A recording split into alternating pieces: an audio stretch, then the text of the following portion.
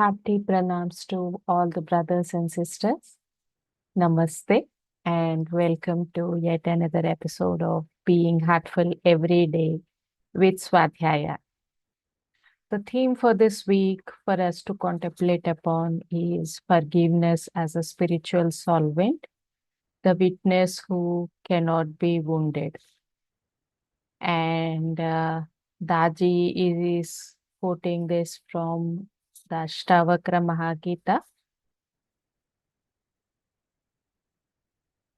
And then he's quoting us to read Kshama, the first prescription. Whosoever has the book, I would request you to go through the book. And whosoever doesn't have, who's someone like me, then let us wait for the book to be delivered to our homes. So let's continue reading Memory, the article from the Heartfulness magazine. And yesterday we were, or from the last couple of days, we were talking about memory and how they form good or bad samskaras.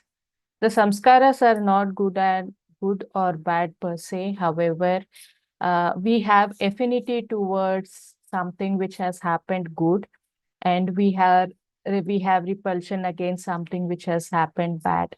But then masters say that both of them are not good for you. And he asks us to try to witness our desires. And then he says heartfulness practice. And the most important heartfulness cleaning is the only way to remove the samskaras that have been formed in the past. So we'll start from here, 4:12, and then continue. I think this will take a couple of more days.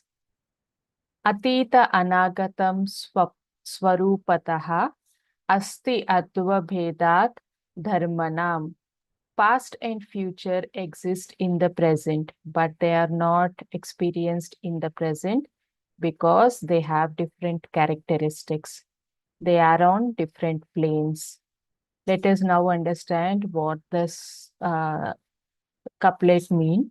Generally, we are unconsciously influenced by the past and anticipating the future. Whereas, if our consciousness is pure, we see eternity as it is, eternally in the present moment.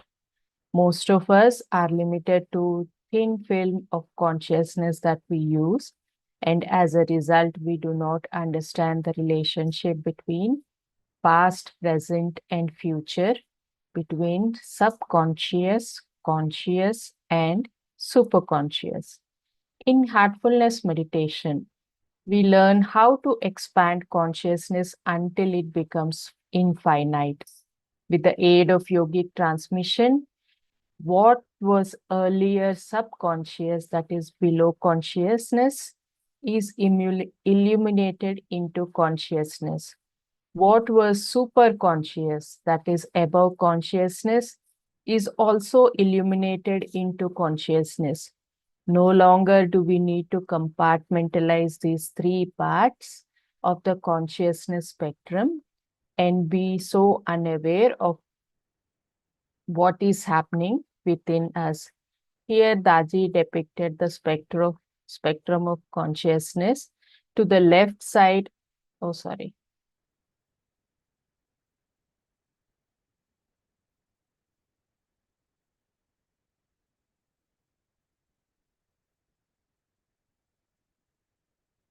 Just a moment. My page is loading. Okay. To the left side is the subconsciousness, and to the right of it is the superconsciousness. And this particular line that we see here, this is the available thin film of consciousness that we have developed. And the above arrow mark is the source, which is the purpose. Of course, the autonomic functions of the mind that allow us to breathe, to digest food, that allow the heart to pump blood and allow us to process all the stimuli, that we take in still go on unconsciously, and we want them to. But the emotions related to memory can be removed, and behavioral change can also then take effect in a real way. So this is something which Daji has been reiterating, that uh, the emotions from the memory needs to be removed, and this can be done with the help of heartfulness cleaning. And if something I do not want to let go of, although I know that I want to let go of, then pray to the Divine Master. Now let us read what is present in the witness paragraph.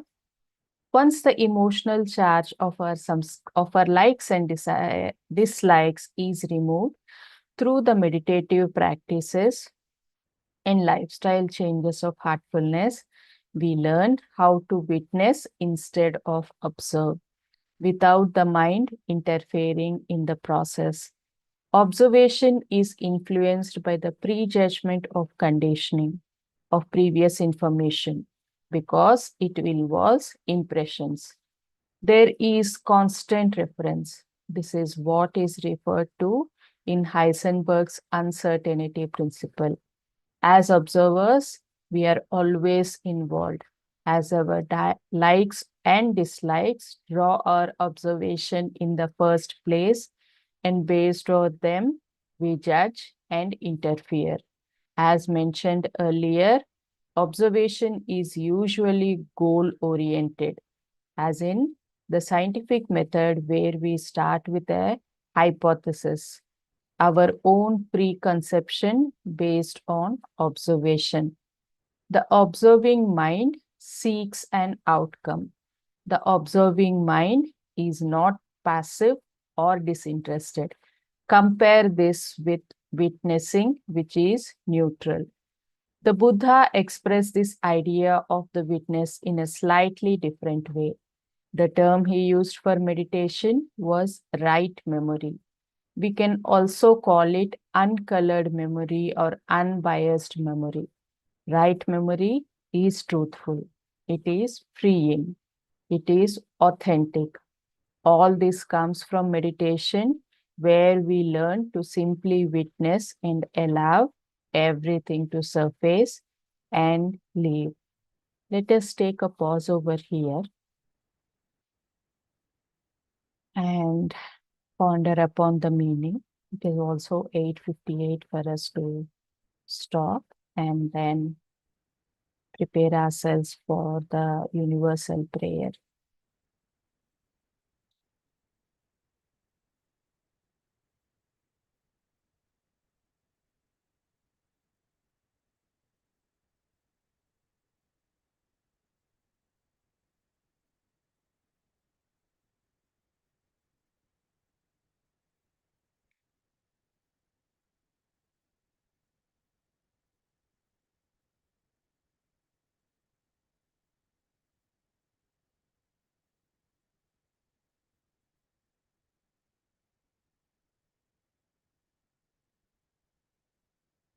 Let us gather ourselves and bring our attention to our heart.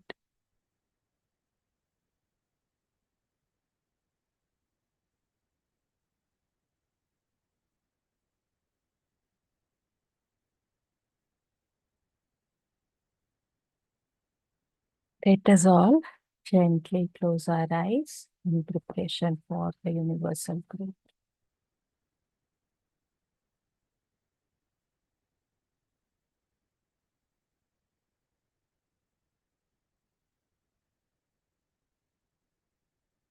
Please make a resolve that all brothers and sisters are being filled with love and devotion, and real faith is growing stronger in them.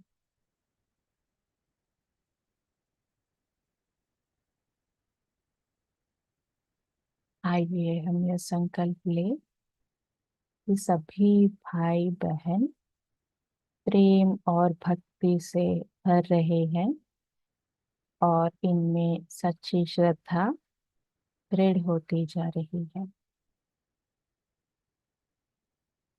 Let us pray for the next 15 minutes with a heart full of love.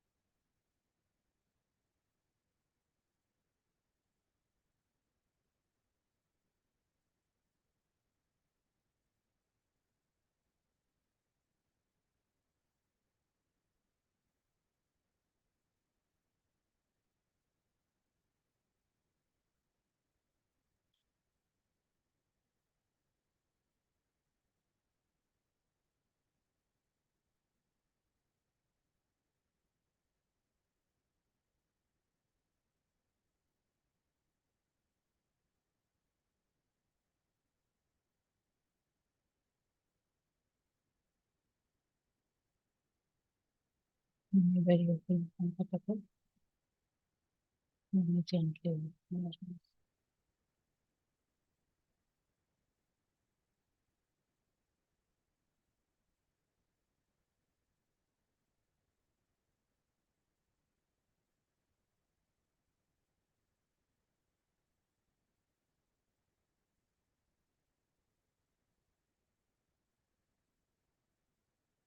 So much for joining in, and see you tomorrow at 6 a.m. Let us ensure we complete our bedtime prayer so that we are connected throughout the night with the Master, and also ensure that uh, we wake up afresh for the morning meditation. Thank you so much. Shubhratri.